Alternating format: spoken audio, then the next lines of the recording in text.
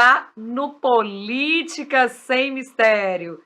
São 5 mulheres, 5 identidades, mas com um único objetivo: levar a educação política, a reflexão política para o seu lar, para a sua casa, para onde você estiver assistindo. Então a gente já vai convidando para você passar esses 50 minutos, quase uma hora, porque 5 mulheres falam muito.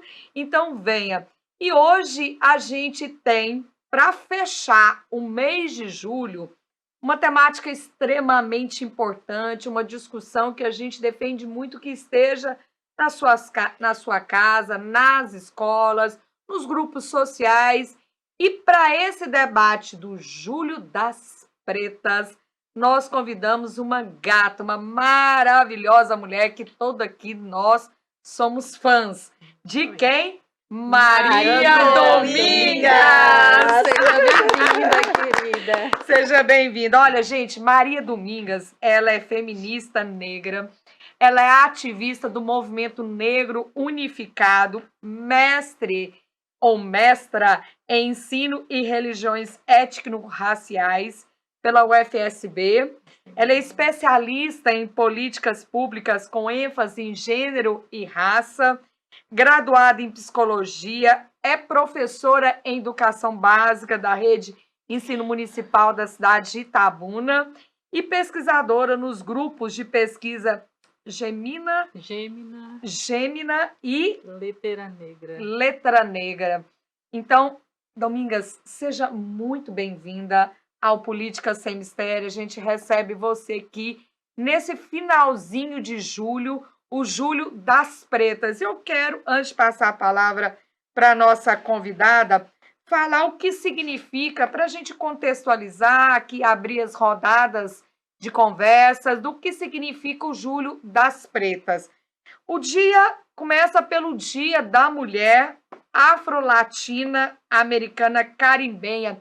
Esse dia ele foi criado em 25 de julho de 1992, durante o primeiro encontro Afro-Latina-Americanas e Afro-Carimbenhas em Santo Domingo, na República Dominicana. E no Brasil, em 2013, ODARA, o Instituto da Mulher Negra, criou a ação intitulada Julho das Pretas. O Julho das Pretas não é ainda uma agenda governamental, mas já tradicionalmente há alguns anos não se fala apenas da mulher, da conscientização do racismo, principalmente enquanto as mulheres negras, latinas, americanas e as carimbenhas, apenas no dia 25 de julho, que tivemos essa semana, mas durante o mês, aí já por vários movimentos antirracistas, principalmente o movimento negro unificado, que a gente tem aí como várias ações, com vários movimentos, que são esforços, né, que a gente soma aí para dar o verdadeiro, o necessário, o merecido, a justiça ao protagonismo das mulheres negras. Então, falando desse protagonismo, a gente tinha que trazer aqui para esse final de julho uma mulher que a gente admira muito pelo seu protagonismo nesse movimento, que é Maria Domingas. Maria Domingas, seja muito bem-vinda ao nosso programa. Muito bem-vinda, Maria. E mais uma vez, e eu já quero, né, estimular a você, porque nós tivemos com Maria Domingas numa, vamos dizer, tradicional roda de conversa que acontece por vários coletivos. Dentre um desses coletivos, a Rede Feminista Cristiane, o COCEDAME, né, e o Movimento Negro Unificado, que organizam diversas ações, manifestações durante o mês de julho, entrando aí, emendando com agosto lilás. Maria Domingas, você falou uma frase impactante naquele encontro, que o desafio de nascer é tornar-se negra, né? O desafio de nascer é se tornar negra. Como que você manifesta com uma frase dessa que tem essa, que não basta nascer? Olá, boa tarde. Para mim é um momento assim muito gratificante. Pela primeira vez eu estou sendo entrevistada no programa de TV. Ai, que Ah, legal. Ótimo. Seja Somos suas bem-vinda. primeiras. Somos as É a primeiras. primeira de muitas, Com Muitas. exclusividade, né? Eu já tive aqui algum tempo atrás na TVI, mas foi em outro contexto e eu gosto de ser vista enquanto uma pesquisadora, enquanto intelectual, enquanto a militante negra. Então, assim, a forma que eu me apresento aqui hoje é muito diferente do momento que tive anteriormente e se relaciona com esse tornar-se negra, né? Essa frase, ela nasce a partir da Lélia, né? A Lélia Gonzalez que vai dizer, a gente nasce moreninha, nasce parda, nasce roxinha, mas tornar-se negra é uma conquista. É para as mulheres que nascem negra, retinta como eu,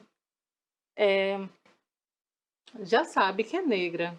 Mas quando ela diz tornar-se negra, entender de fato o que é que representa ser negro na sociedade em que historicamente foi negado o direito de conhecer sobre suas ancestrais, sobretudo essas que estiveram no lugar de protagonismo. Essa semana, né, nessa roda de conversa, né, já vou passando aqui a palavra para as meninas para a gente falar sobre isso, né? Além de apresentarem as maiores taxas de desocupação, de informalidade do que os brancos, a população negra ela está mais presente nas faixas da pobreza e de extrema pobreza e é a que mais sofre violência policial, violência doméstica e outras violências, né? E esses aspectos estão relacionados com vários assuntos, como segurança alimentar, né, acesso à saúde, a violência obstétrica, o racismo e o sexismo, né? Gó, nesse Julho das Pretas, a gente pensa muito em políticas públicas que têm que tirar essa situação de vulnerabilidade. E falta muito para construir. Falta muito para construir. Falta muito para que a sociedade brasileira se entenda enquanto uma sociedade extraordinariamente africanizada. Por que que somos a maioria, como você falou, encarcerada, a maioria abaixo da linha da pobreza, a maioria analfabetizada, não alfabetizada? Por quê? Justamente porque não existem políticas públicas que fomentem o acesso, a despeito, né, de termos tido avanço, a gente não pode negar, né, as cotas raciais e tudo mais, mas ainda é muito pouco. É um enfrentamento que nós precisamos fazer todos os dias e que muitas vezes a gente se esbarra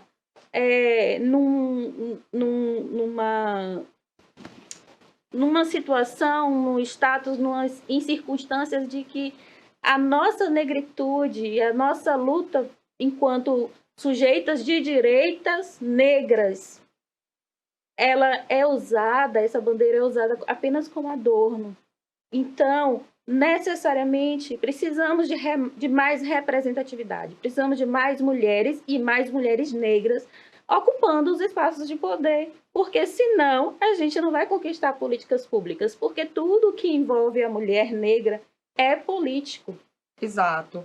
E, Domingas, essa representatividade é difícil da mulher preta? Sim. Se a gente for analisar, digamos que não precisa nem para o cenário político, né? No cenário político é fato, a gente não chega a ser 10%, né, das pessoas que representam o Congresso. A nível de estado também não é diferente, embora a Bahia seja um estado, né, mais de 80% da sua população negra.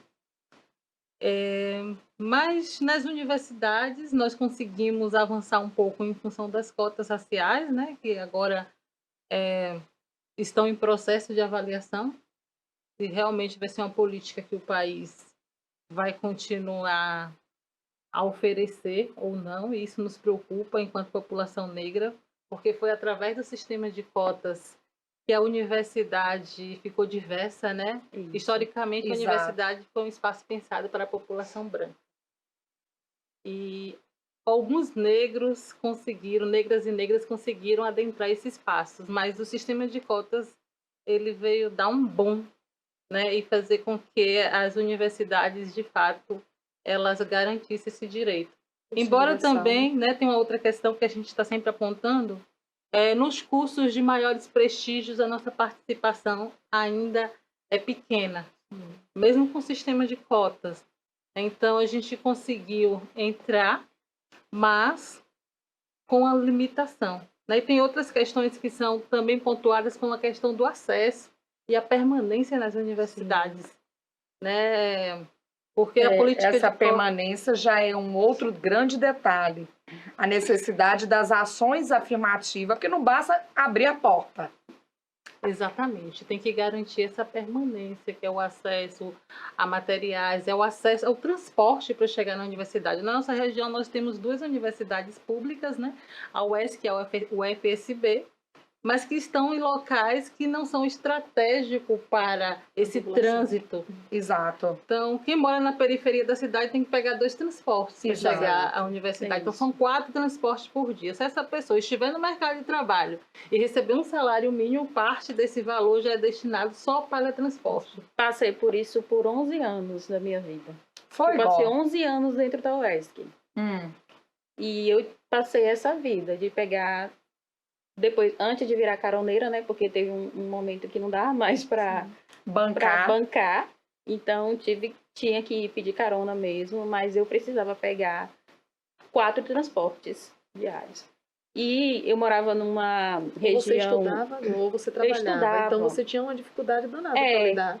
Ou trabalhava, porque o dinheiro todo que você trabalhava ia para... E os meus cursos, os cursos que fiz foram faculdade. diurnos, né? Então, até isso, as grades curriculares, elas não são adaptáveis, porque existia aula 1h30 da tarde, 3h40 da tarde, para quem trabalha. O pobre, o negro que trabalha, como é que vai para... E além disso, né, não é só a questão do transporte. Estudar demanda tempo, demanda material, alimentação, né, demanda... livros que precisa comprar e às vezes a universidade não tem o acesso à biblioteca, né? Nem Então, xerox a gente não tinha consegue xerox, comprar, não tinha. Verdade. Adquirir, né, a xerox é complicado. Licença, meninas. Seja muito bem-vinda, Domingas. É uma enorme honra e satisfação e alegria ter você aqui com a gente hoje. Que terá outras participações suas também aqui no programa. E falar, né, desse 25 de julho é muito importante abrirmos essa discussão aqui em nosso programa, pois eu observo que ainda é muito pouco falado, né? Será que você que está aí nos assistindo, na sua escola falou do dia 25 de julho? Falou da mulher negra? Falou das pretas, né? Falo da mulher caribenha? Por que existe essa data? Por que é feita essas ações? Né? Então, é importante que a escola abra, os professores, né, falem muito mais sobre essa data que é tão importante, pois merece ter, né, uma reflexão, porque é necessário ter conscientização da importância dessa data.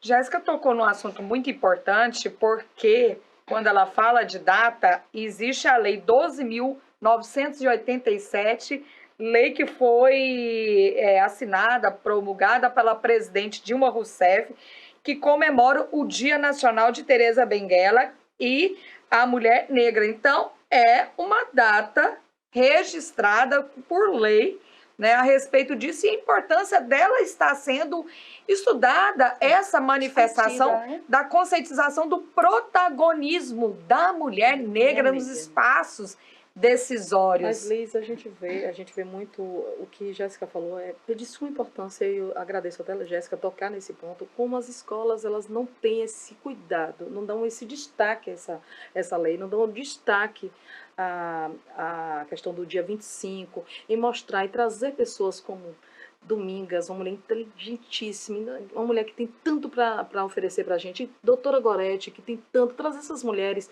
para dentro das escolas e para explicar, para falar, entendeu? Então, tantas mulheres assim como vocês, para estar falando sobre esse assunto. Teve uma roda de conversa ontem de mulheres brilhantes que falam sobre o assunto, porque eu estava falando lá fora antes dos bastidores, e o Liz, a gente estava Nós é dessa de nós contar. Nós é dessa e a de gente contar. falando, e eu falando assim, tem coisas que eu, Domingas, eu falei isso para você lá fora, tem coisas que eu, que estudei, que tenho vasto conhecimento, tenho dificuldade de compreender. Imagine você que está em casa, que também não tem, não, claro, que tem pessoas que têm conhecimento, mas ainda assim precisa de mais conhecimento. Então, por isso que essas rodas é necessário que nós, brancos, negros, indígenas, estejam todos inseridos nesse processo, assim como nas escolas precisa ter esse processo também inserido. Com O que certeza. vocês pontuam tem a ver com o modelo eurocentrado de educação, né? A educação brasileira, ela é uma educação eurocentrada, onde se valoriza muito o que vem de fora, sobretudo do continente europeu, né? E essa discussão, ela vai permear toda a vida escolar, esse currículo eurocentrado, desde a educação infantil até nas universidades, né? Mesmo com toda a luta do movimento negro, com a inserção da Lei 10.639 de 2003, esse ano fez 20 anos, né, dessa lei que obriga a escola a trabalhar no seu currículo, porque quando é currículo, a gente está dizendo que tem que ser trabalhada no cotidiano da escola, né, com a perspectiva positiva da cultura africana e afro-brasileira na sala de aula e indígena. Depois vem com a Lei 11.645, em 2008. Então, a escola ela precisava se adequar, né, a essa legislação que altera a Lei de Educação das Diretrizes, né, Lei das Diretrizes Nacionais no país. E que precisa ser interdisciplinar. Exatamente. Só que assim, vai além do interdisciplinar. Porque as disciplinas elas precisam abordar de formas diferenciadas. Só que o racismo, como ele está enraizado em nós, está enraizado na educação, está enraizado nas pessoas que gestam esses espaços, né? Então, você retirar uma lei que está no papel e fazer com que ela se efetive na realidade, primeiro, é preciso desconstruir muita coisa. Desconstruir a ideia de que pretos e pretas não construíram conhecimento. Né? E justamente a data, né, que referencia também a Teresa de Benguela, que é uma heroína nacional, é justamente isso para dizer que nós, naquele período, né, em que a escola parece que se prende à escravidão, como se negro e negra não fizesse mais nada, só tivesse naquela condição de escravizado e escravizada, nós vamos ter muitas mulheres e homens que foram referência, né, que lideraram, por exemplo, esse quilombo em Mato Grosso, onde a Teresa de Benguela era a liderança, era um quilombo que se destacava pela sua ação comercial, na produção de armas, inclusive lá já existia parlamento. O que a gente discute hoje em Congresso, em Câmara de Vereadores, lá isso já existiam conselheiros. Então é uma experiência do século XVIII. Então a gente não nasce sabendo desde sempre que nosso povo era um povo que desenvolvia esse tipo de ação. Pelo contrário, é uma criança que aprende na escola, né, que ela é descendente de escravizado, escravizada, ela não vai querer se reconhecer. Isso está diretamente ligado com o fato de você tornar-se negro. Ontem mesmo, nós conversamos sobre isso. Eu tive a honra de receber Célia Tupinambá em minha casa para uma gravação que eu falo que não é uma gravação, que é um documentário precioso. Né? Tava Jéssica, a tia dela, Maria Caetana, os filhos Ori e Caissara, várias gerações de tupinambás ali, e a gente estava falando, Maria Domingas, justamente no que você está dizendo agora. A necessidade dos registros literários para serem formadas literaturas infanto-juvenil para que mostre que o povo que foi escravizado e os próprios tupinambás tinham um governo sofisticado, parlamentar e que era decidido. Tanto é que nós vamos ter um programa especialíssimo sobre isso, que nós estamos preparando assim com requinte de muitos cuidados, onde os nossos indígenas que foram levados para a Europa eram recebidos com honras de chefe de Estado. Catarina Paraguaçu foi recebida na Europa como uma princesa. Só que eles foram os indígenas, que eu digo, a população preta que foi trazida para cá, foi escravizado. Ela não tem chance de prestar toda aquela contribuição e dar o protagonismo pela história do seu país, porque ela foi colocada no lugar de invisibilidade e apagamento da sua cultura. Né, Jéssica? Você tem feito verdade. todo um trabalho desse resgate maravilhoso. E vendo você falar, e Domingas também, o quanto é importante trazermos essas narrativas na qual o preto, né, o povo negro e o indígena, no papel na história da colonização e nos livros literários de educação, mostram só a parte ruim, né? E não mostram também o quanto esse povo foi atuante, foi militante, foi responsável para a construção desse país. Né? Então é necessário se fazer o quê? Uma nova narrativa, com um novo formato, uma nova abordagem, para que as nossas crianças não cresçam como a gente cresceu, né? Naquela educação eurocêntrica. Por esse motivo que a gente fomenta que mulheres pretas, que mulheres indígenas, que mulheres, no geral, escrevam. Escrevam, né? Escrevo, eu comecei ali com a minha primeira crônica, foi passando para a segunda, hoje já quase são 60 crônicas. Os blogs que dão abertura eu coloco, os que não dão abertura eu também não coloco, mas eu vou lá, coloco na minha página e a gente tem que fazer os registros das nossas potencialidades e principalmente os nossos resgates, né? Bom, mas tem uma palavra que nos une aqui. Somos 5 mulheres, 5 identidades, né? Mas há uma palavra que nos une de uma certa forma, que é a interseccionalidade. A interseccionalidade, eu vou falar um pouco sobre ela, é uma conceituação de um problema que busca capturar as consequências estruturais e dinâmica da interação de 2 ou mais eixos de subordinação. E, nesse contexto, as mulheres pretas sofrem ainda mais. Exatamente, porque nesse caso, né, no que remete a nós mulheres pretas, nós vamos ser vítimas tanto do sexismo como do racismo, né? E tem outros atravessamentos aí, como foi dito, né? Tem a questão de classe, né? Então, a gente poderia falar de uma tripla discriminação, poderíamos falar de uma 4ª discriminação, se aqui a gente for colocar a mulher que é preta, é pobre, é de religião de matriz africana. Sim. Poderíamos falar de uma outra discriminação, se essa mulher negra é pobre, é lésbica, ou se é transexual. Então, são esses cruzamentos todos, né, que vão... No mesmo corpo? No mesmo corpo, porém, vai dizer o seguinte, todas nós somos mulheres.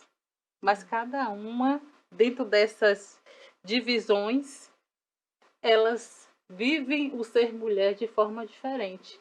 E a gente precisa pensar de como as políticas públicas podem alcançar essa diversidade de ser mulher, né? Pensar de forma interseccionada. Porque uma política pública para atingir uma mulher preta que está na periferia, ela precisa pensar no mínimo nesses 3 pontos, na questão de classe, de raça, né, e de gênero. Exato.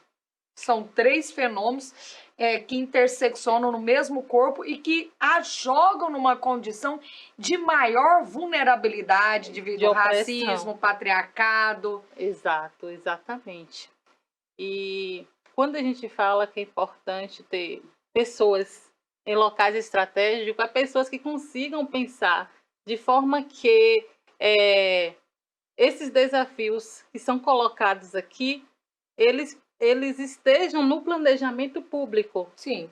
Né? Seja a nível de governo federal, seja a nível de governo estadual ou de governo municipal. Agora, a nível nacional, nós temos percebido uma organização muito interseccionada, né? O diálogo que há entre o Ministério de Promoção da Igualdade Racial com o Ministério da Mulher, com o Ministério de Combate à Pobreza, Se comunicando. com o Ministério da Saúde. Uhum. Então, acredito que dessa forma a gente consegue avançar, porque uma política ela está completamente vinculada à outra. Essa semana eu fui em uma escola do município, a escola Roberto Santos, e aprendi um provérbio com as crianças. Foi. Um provérbio africano. Provérbio africano, desculpem. O provérbio dizia assim: uma mão só não bate palma.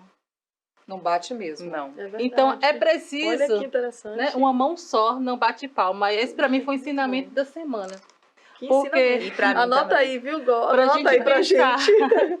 A gente pensar nas nossas lutas sociais, né? As lutas que são advindas, né, do movimento de mulheres negras, movimento indígena, movimento LGBT, todos os movimentos que historicamente estiveram e estão oprimidos, né? Então, assim, a gente vê que a junção desses movimentos é que impulsionou muitas políticas públicas e vem impulsionando muitas políticas públicas. Hoje de manhã eu tive que ir domingas numa escola, porque o Júri das Pretas envolve todas nós aqui, igual estava numa escola ontem palestrando, domingas também, são diversas atividades que compõem essas manifestações, e nós aqui da TVI vamos estar no Agosto Lilás. A TVI vai entrar nessa campanha do Agosto Lilás, e toda a sua grade de programação irá mostrar ações, movimentos, mulheres que são protagonistas dessas movimentações. Aliás, eu quero até puxar sardinha para o nosso lado, mas não no sentido de nos vangloriar aqui, mas de fomentar, incentivar. Jéssica Tupinambá, Maria Goretti, Maria Domingas, Andréia Peixoto e eu estivemos no PPA desse ano, né, participando do planejamento do plano plurianual do governador Jerônimo, ali participando. Domingas foi coordenadora do qual eixo? Do GT, assistência social e direitos, né? Que aí eles englobaram todo mundo na mesma Que ficou Caixa. difícil. Grupo. Realmente ficou difícil pensar a política pública dessa forma. Porque englobou as indígenas, os ciganos, né, as As mulheres comunidades pretas, tradicionais, de os modo quilombolas, geral, tudo. e cada um tem a sua necessidade. Exato. Ficou difícil. Mas estávamos ali, né, participando. A gente está dizendo isso, né, André, para motivar as pessoas a participarem, porque isso, né, é aberto para todos, né, Jéssica? É Para verdade. todos. É uma inclusão que tem que ser para todos. Não é um público específico, embora as dores, a gente sabe que essas pessoas que sentem. Mas a gente precisa estar de mãos dadas. É como você bem sinalizou dessa fala que eu falei. Que Provérbio interessante. Esse africano. Uma mão só. de uma mão só. Não dá. Tem Não que bate ser palma. uma mulher preta com uma mulher branca, batendo palmas, segurando suas mãos, duas mulheres brancas, duas mulheres pretas, indígenas, todas juntas. Assim não dá pra gente fazer nada sem ter esse apoio uma da outra. Exato, né? até porque assim, a questão do racismo, ele não foi criado pela população negra, Sim. né? O que vive a população, os problemas que a população indígena vive hoje não foi criada pela população indígena. Então, essa é uma questão que toda a sociedade brasileira precisa participar de fato Todo mundo. dessas ações e se comprometer. Quem é indígena, quem não é, quem é de uma outra etnia branca. Exatamente. Porque essa questão ela é criada socialmente, né? Isso. Há pouco Goy falava sobre como a população brasileira ela vai se formar, né? Sobretudo a população negra, ela sai de um período escravocrata sem nenhuma política pública. Né? Então, se a gente for pensar o 14 de maio, nós vamos ver que até hoje a gente está buscando essa cidadania, né? Foi Até um hoje. grupo étnico que foi jogado ao léu. Então, se essa questão foi criada por esse grupo brasileiro, a gente precisa solucionar de forma coletiva, porque todos nós estamos envolvidos nesse Exato. processo. No fundo, Exatamente. foi uma estratégia de disseminar, né? De destruir e de invisibilizar essa população negra que existia aqui. Primeiro porque Com a política sanitária. foi uma política sanitária que levou o nome uma mulher branca, que ao contrário do que a história conta. Quem estava por trás não era ela, pela luta verdadeira, pela libertação dos escravos de verdade, Você não quer era dizer que ela. ela só fez assinar? Ela só fez assinar. E simplesmente levou a fama, e a princesa Isabel, que libertou os escravos, libertou não, jogou lá. Houve a tentativa de branqueamento também, Como né? os imigrantes. Isso. Como os imigrantes.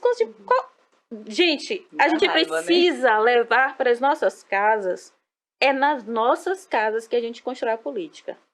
A gente precisa levar para as nossas casas, a gente precisa levar para as nossas escolas exatamente essa discussão.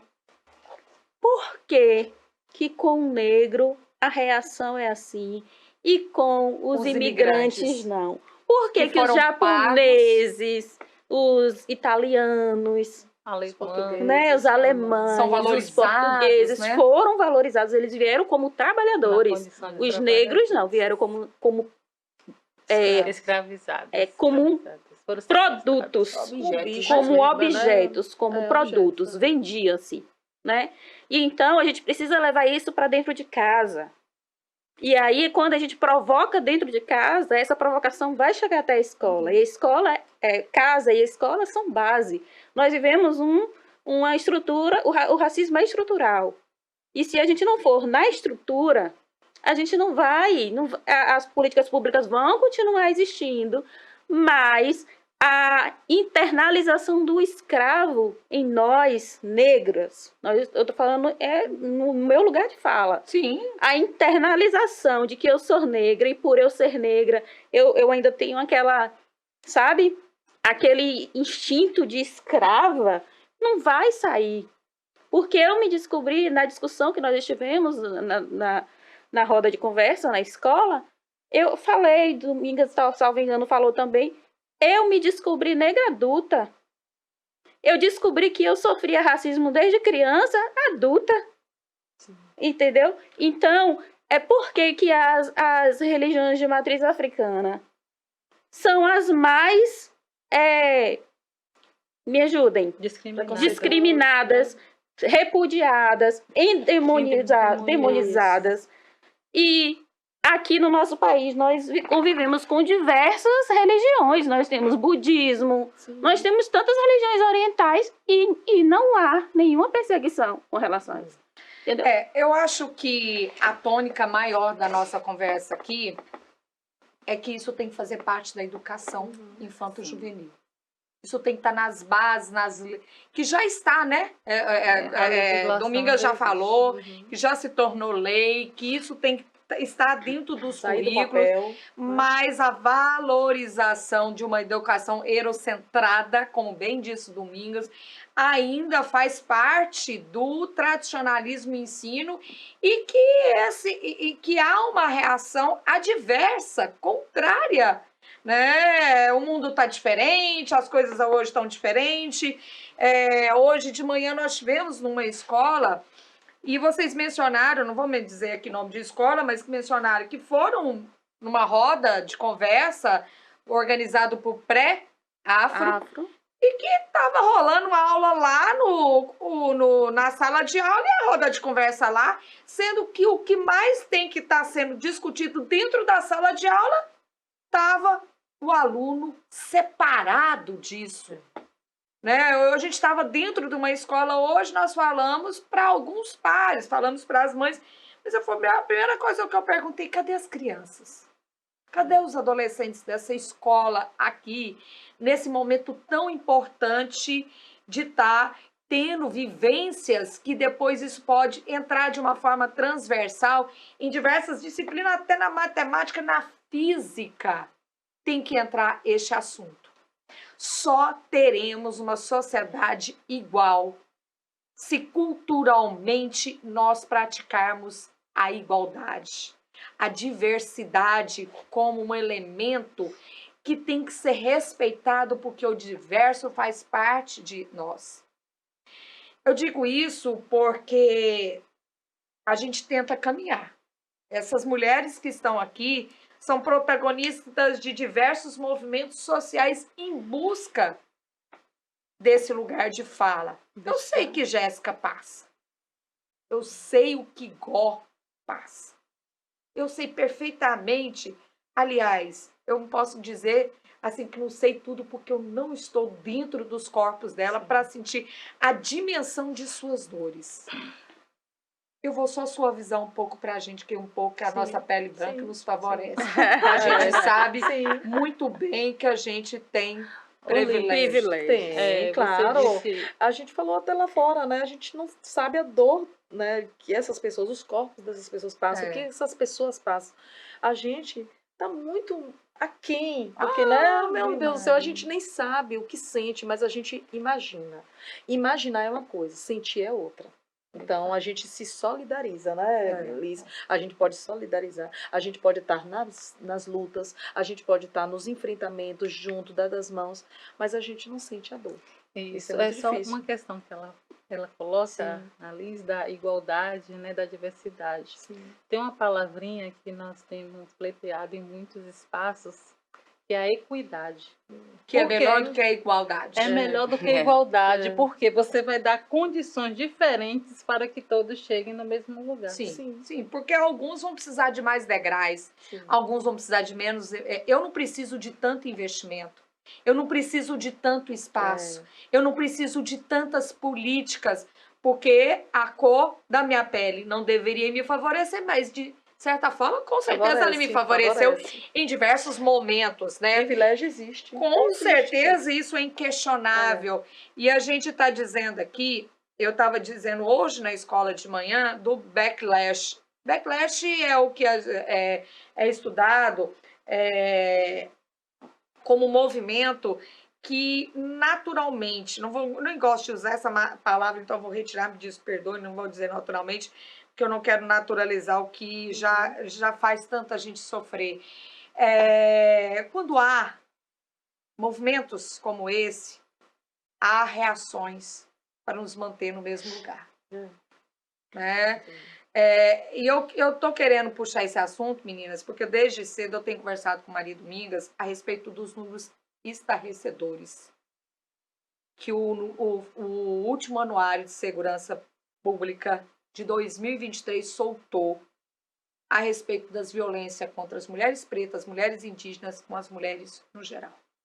Eu queria trazer um número aqui, e eu vou jogar nessa roda de conversa aqui para a gente fomentar a nossa discussão, porque isso aqui, de ontem para hoje, porque eu comecei a analisar os números agora, não só como apresentadora desse programa, mas como pesquisadora, professora, e pela primeira vez os números me impactaram de uma forma, sempre impacta, mas esse foi diferente.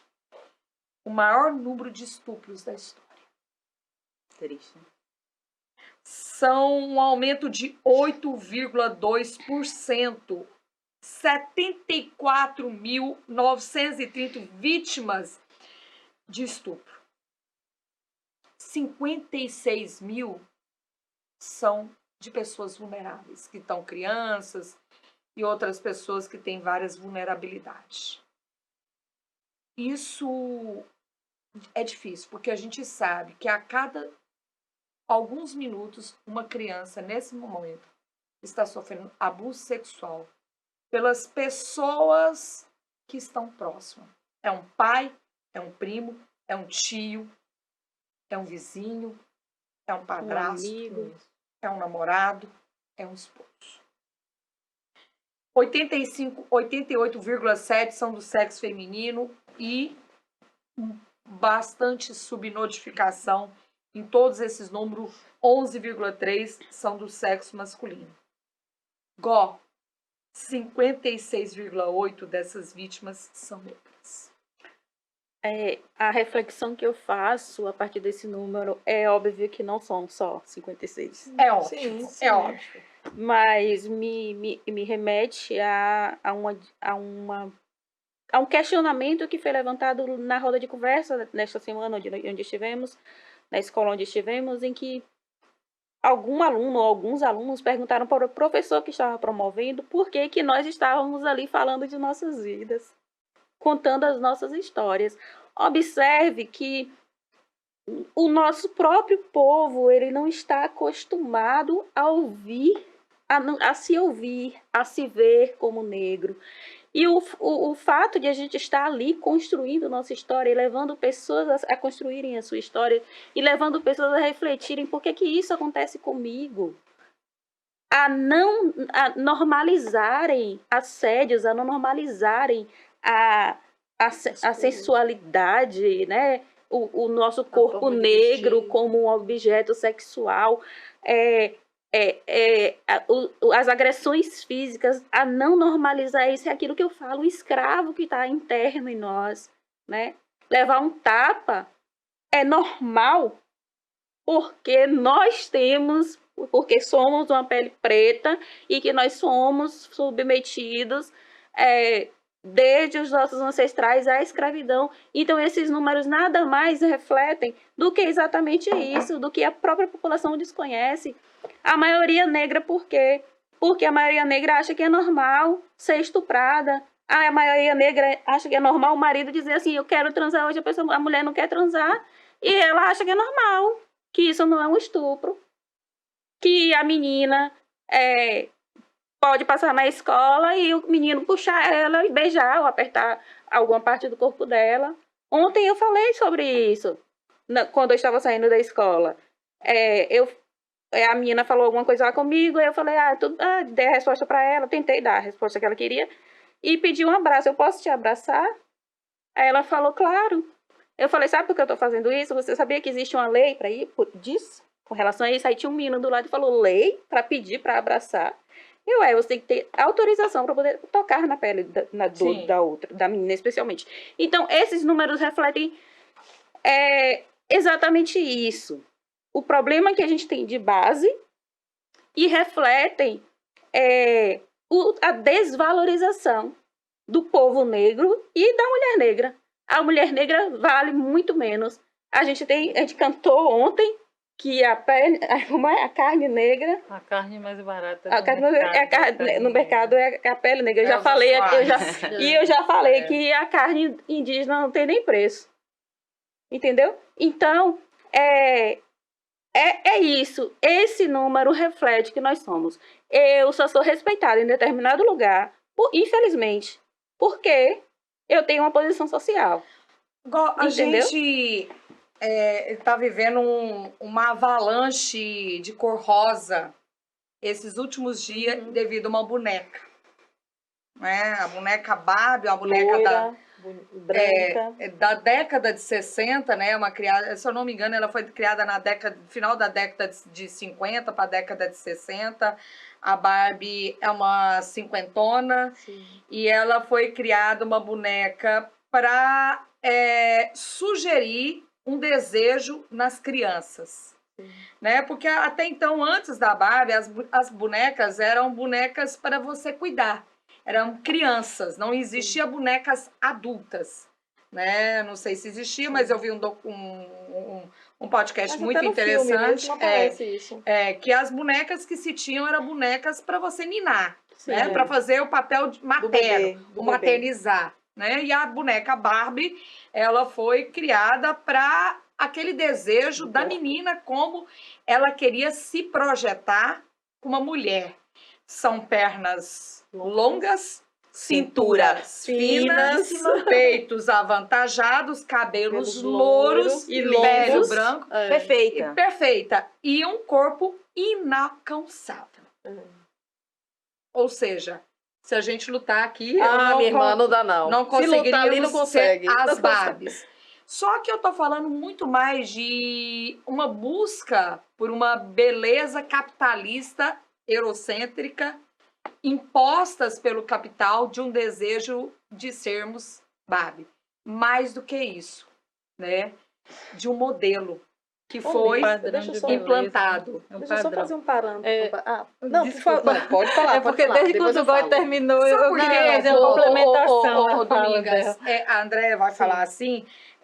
Deixa eu quero que Domingas que ela queria, né? Que ela já... Eu quero que todo mundo fica fale. Também estou aqui para falar também. Jéssica está aqui na fila faz tempo. Só para eu concluir aqui o raciocínio e passar a palavra para Domingas. Sabe por quê, Domingas? Você, na última roda de conversa que eu participei, você falou justamente das consequências desse branqueamento da nossa cultura, da menina não se enxergar. Você trouxe uma figura belíssima e eu queria que você comentasse as consequências que isso traz, e consequências muito sérias que a cultura Barbie traz, principalmente para as meninas pretas. Sim. Exatamente. Só antes de responder a sua pergunta, fazendo uma complementação sobre o que o Goy falava, né, o que reflete, né, esse alto índice de violência Sim. e que a mulher negra, sobretudo, está, né, no topo. É importante a gente discutir também acessos, né, Goy? Sim. Porque o acesso à informação, ele não chega de forma igual para todas as pessoas. Eu tive a oportunidade de trabalhar 2 anos atendendo mulheres vítimas de violência. Nenhuma dessas mulheres, quer dizer, boa parte delas, só conseguia identificar a violência quando existia agressão física. Sim. Então, uma criança que inocentemente recebe um carinho e ela não é educada por sua mãe ou por seu pai, dizer, olha, não deixe que ninguém toque nas suas partes íntimas. Porque, consequentemente, a família também não teve essa formação. Então, eu acho que a falta do acesso a essas informações, ela é um grande motivador para que ainda aconteça. Até porque as violências são minadas na mulher na sua estética. Você tá gorda, você tá feia. Então ele vai diminuindo a sua autoestima para manter o homem no controle. E muitos homens que eu interrogo dizem, eu não fiz nada, eu só xinguei e empurrei. Então eles acreditam que isso não é crime. Mas vamos falar desse Dos efeito padrões. Barbie, né? E as consequências que todo essa cultura capitalista, pela essa busca desse embranqueamento que atinge, quais são as consequências nefastas que trazem? Na verdade, a gente chama ideologia do branqueamento, que na verdade foi uma coisa pensada, né, para que a população negra, em 2012, ela desaparecesse do Brasil. Só que nós estamos aqui. Graças a Deus! Inimigas do fim! Inimigas do fim! Inimigas do fim! Graças a Deus Nós estamos aqui, graças às nossas mulheres lá, né, que lutaram e que fizeram com que outras gerações, né, As Terezas de Benguela. pudessem chegar às Terezas, a Irmandade da Boa Morte e várias outras, né? Sim. Que estão aí. Então, mas isso é uma coisa que, enquanto, né, psicóloga, foi uma coisa que me chamou muita atenção. Inclusive, a minha pesquisa, meu trabalho de conclusão de curso no curso de psicologia remete a essa questão. A construção dessa identidade étnico-racial. E quais seriam as consequências psíquicas, né? Porque um dos testes que eu fiz com as crianças perguntava como é que eles e elas gostariam de ser. Essa pesquisa aconteceu em 2009, 2010. Na sua grande maioria, elas gostariam de ter a característica valorizada socialmente. Sim. É por isso que a gente tem que tocar a todo momento na questão de quão a referência positiva ela é importante. Sim. Então, o que é valorizado socialmente? Quando você coloca a Barbie é o sonho, né, da maioria das meninas. Sim. Porque é o padrão que está na televisão. Por que não a Barbie de cor preta? A Barbie até, Jéssica, lançou. Ela lançou as bonecas diversas, a Barbie preta, a Barbie até plus size, a Barbie cadeirante. Mas compravam? Adquiriam? Era Não, difícil bebê, ainda de se você aquisição. chegar no Isso é pra você ver supermercado, noção. Nunca vi. você vai lá, você acha agora? Nunca vi. Não. Você não vai achar, você vai achar a Lança. Barbie, lança. Entendeu? Eu não sei qual é a crítica, qual é a resenha desse filme da Barbie, porque eu não assisti, eu não faço a menor ideia do que seja. Aí. Eu sei que tá um boom, deve ter alguma crítica Tem no uma fundo, questão, deve ter uma tem. crítica. questão Mas, feminista assim, também. vocês viram esse movimento com a sereia negra? A pequena sereia negra? Não. Não houve esse movimento. Não houve. Não houve esse esgotamento de ingressos no lançamento da Pequena Sereia. Mulher Negra. Quer ver uma Rei. coisa aqui que eu. Só para eu não perder aqui No o raciocínio. raciocínio. Vocês assistiram o documentário de Xuxa? Não. Eu assisti. E uma das falas dela me chamou muita atenção. Ela dizendo assim que abriu vagas para paquitas. As paquitas foi exigido por uma mulher negra. Marlene Matos era negra. Era não, é negra. É, negra. É negra. Mas será que ela se reconhece?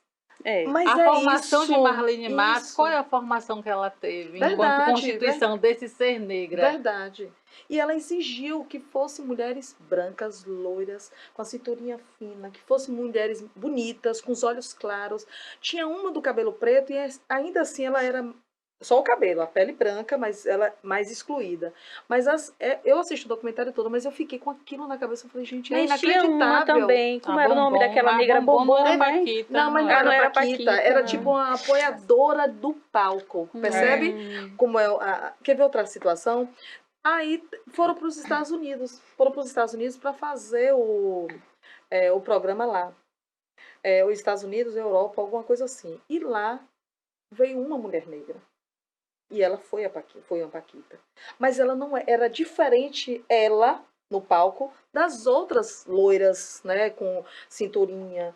Era diferente a posição dela. E ela mesma deu um depoimento no programa, né, no documentário, ela disse. Era diferente a forma como agiam comigo, como agiam com Eu ela. queria, o próprio- Douglas, que o você próprio- concluísse aí essas consequências. Rapidinho, o próprio Jô Soares falou que na década de 80 isso. O câmera, ele era orientado a focalizar as pessoas brancas, os negros que estavam na plateia não eram para ser focalizados, entendeu? As As consequências consequências desse ideário de beleza Branca. branco, né? Então, uma delas é os distúrbios alimentares, né? A anorexia, a bulimia, vem a depressão, a ansiedade, né? Ultimamente a gente tem visto muitas crianças começarem a se automutilarem, né? Mas tudo isso pode chegar ao suicídio. pensamentos Sim. suicidas, né? Eu até anotei o que você disse Comprometimento aqui, ó. na aprendizagem. Baixa autoestima. Essa é a primeira. A primeira característica, né? Uhum. Porque a autoestima ela é formada pelo autoconceito e a autoimagem. Sim. O autoconceito é a imagem que você tem de si mesmo. Subjetiva. E a autoimagem, ela ajuda na formação do autoconceito, que é o que o social pensa sobre você, o que a sociedade, o grupo social que você tem envolvido, a família, a escola, O interno e o a externo. igreja, o interno e o interno. Esses dois blocos, o autoconceito e a autoimagem, que vai construir essa autoestima. Então, como uma criança negra, uma menina negra que está em processo de construção, que esse processo aí ele vai se dar entre os 6 e 12 anos de idade, ela não consegue ver imagens positivas de si mesma. Positiva no sentido de ser reverenciada socialmente. Todo mundo quer ser referenciado e valorizado socialmente. Então, consequentemente, o que Goy fala o tempo todo é uma coisa que me incomoda, Goy, é quando fala, tem uma escrava dentro de mim. Não existe escravo, sabe por quê? Nós não somos descendentes de escravizados. Nós somos descendentes de reis e rainhas. Mas existe um inconsciente coletivo que vai permear a nossa vida. Né? Tudo que a gente faz na vida, nós mulheres negras, eu sei porque eu sinto isso, a gente vai se defrontar com um sentimento de inferioridade que socialmente fizeram com que a gente internalizasse isso. Então aí gera ansiedade e gera a insegurança. Ansiedade, insegurança, depressão, né, os distúrbios alimentares e, consequentemente, o comprometimento na aprendizagem, que também é um compromete. pouco... E nos relacionamentos, né? Quantos depoimentos de meninas, né, nas escolas, eu ficava ali no meu cantinho, não gostava de sentar na frente, não se enturmava, né, Jéssica? Acredito que todas vocês já passaram por esse momento de ausência de socialização, ausência de amizades. Eu também gostaria, assim, de compartilhar com vocês, né, antes de terminar o programa, de uma vivência, né, que realizamos dentro da nossa comunidade, né? Ainda falando do âmbito de educação. Eu participei de um projeto recentemente chamado Escolas Vivas. Sim. Que tipo de projeto é esse? É aquele projeto onde vê as escolas fora das quatro paredes, a escola que ultrapassa os muros das universidades. Que escolas que eu estou falando? Estou falando da escola da oralidade, né? Sim, eu estou perfeito. falando da escola vivida, sabe? Aquela escola que você pode falar e você pode ouvir. A escola que você pode contar a sua história, né? Então, nós trabalhamos nesse projeto. Foi um projeto muito bonito, no qual eu refleti bastante. E é muito válido que as escolas trabalhem com as suas crianças, né? De forma educativa, do diálogo, informar da importância da oralidade, de ouvir os seus antepassados, seus anciões, seu avô, para você saber da sua própria história. Porque aí o que acontece? Os seus anciões, né, os seus antepassados morrem e você não sabe falar da sua história. Então é necessário buscar esse conhecimento na sua casa, com seus familiares, para você saber falar da sua vida, porque você não tem como falar do seu presente se você não fala, se você não conhece o seu passado, você não conhece suas raízes. Então aí é onde cai aquela questão da dúvida. O que é que eu sou? Né? Então fica muito naquele achismo, né? Tipo, eu não sei se realmente eu sou uma pessoa negra, descendo de pessoa negra, será que eu realmente sou uma pessoa indígena? E aí fica nesses parâmetros, né? Porque não houve essa questão do ouvido, escutar, que é muito importante, né? E ainda, puxando um linkzinho só para concluir, essa importância dessa discussão que nós trazemos aqui, de estarmos falando, porque também é necessário você, mulher, que está em casa, de cor preta, né? Você é muito importante nos espaços da sociedade, né? Não existe ninguém menor, né?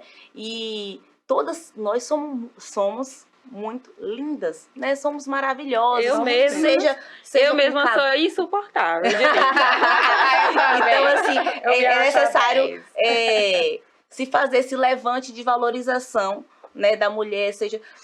Não conta corpo, né, nem cabelo, todas nós somos capazes de chegar onde queremos. Só não chega quem para, né? Olha, Mas aí a gente teria que aqui discutir a questão de acesso. Eu sei que tem uma questão do acesso, meninas, que é também, que o tempo passa muito rápido. Nós Mas já deixa eu estamos falar no só finalmente. rapidinho, porque assim, Um é só minutinho, questão, um menos de um minutinho. minuto, menos de um minuto, só porque Jéssica passou por uma experiência pessoal na Sim. Europa sobre o repatriamento dos artefatos indígenas, e nós negros e negras não estamos sabendo que esse repatriamento também está sendo feito dos artefatos dos nossos povos, dos nossos ancestrais, mas para onde está indo a gente não sabe. Está se discutindo se vai para uma instituição privada, o que é que eles vão fazer com isso? Porque são objetos raríssimos, caríssimos, e não há discussão sobre isso. Eu estava acompanhando algumas estudiosas negras, intelectuais negras que estão lá na Europa, levando o saber criado por negras, por mulheres negras, o saber criado por nós. E aí eu faço o link com aqueles questionamentos que os meninos falaram. Por que elas estão falando? Porque eles não estão acostumados a ver criações, obras nossas, não estão acostumados às nossas histórias. Então, eu só estou fazendo isso aqui como um chamamento, como uma provocação e como uma indignação com o repatriamento dos nossos artefatos dos nossos ancestrais. Porque reis da Nigéria trocavam, eram objeto de troca. O mais caro, a mulher...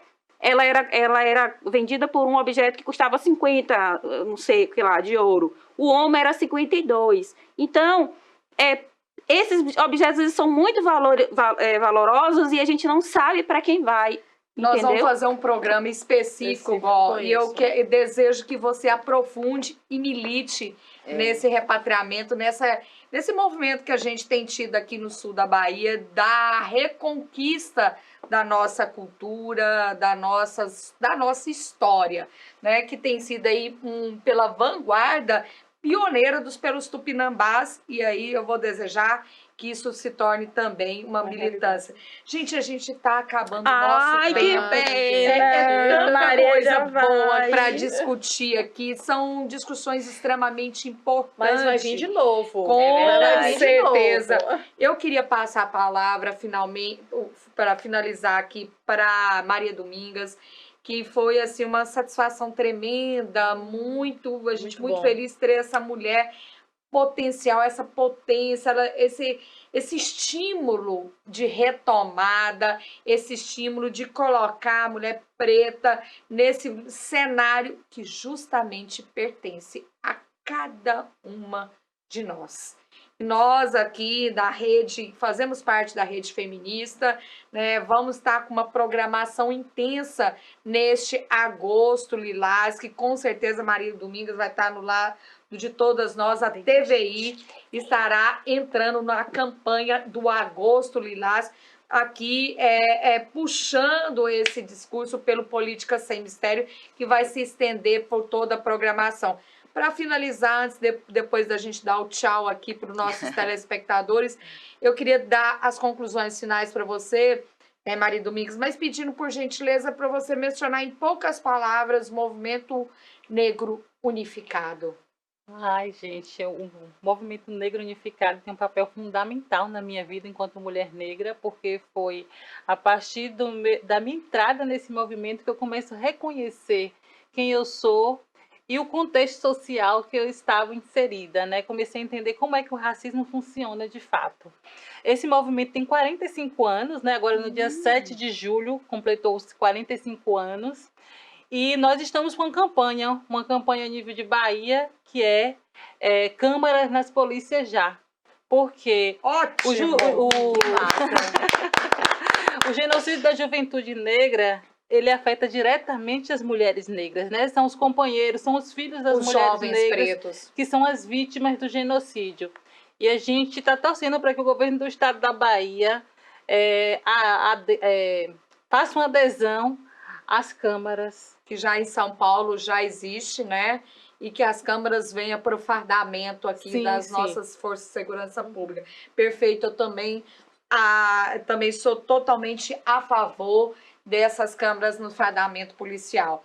Gente, a gente fica aqui com muita satisfação, saudando a todas as pretas que nos assistiram, a todas as mulheres, a todos que estiveram presentes, todos que estiveram presentes aqui. Esse programa, ele é produzido por Rafael Gunning, para quem a gente dedica especialmente esse programa. Feliz aniversário, Rafael! Feliz aniversário! Ele é produzido por Rafael Gunning. Temos também como diretor Beto e Barbosa. Não é Beto Barbosa, não, gente. É Beto e Barbosa. É uma dupla. Exatamente, que tem a produção aqui da TVI. E a TVI, mais uma vez, eu digo que está no Agosto Lilás. Nós somos do Política Sem Mistério, eu, Lisdeile Nobre, Andréia Peixoto, Maria Goretti, Jéssica Tupinambá. que descobriu hoje que não existe uma escrava dentro de mim.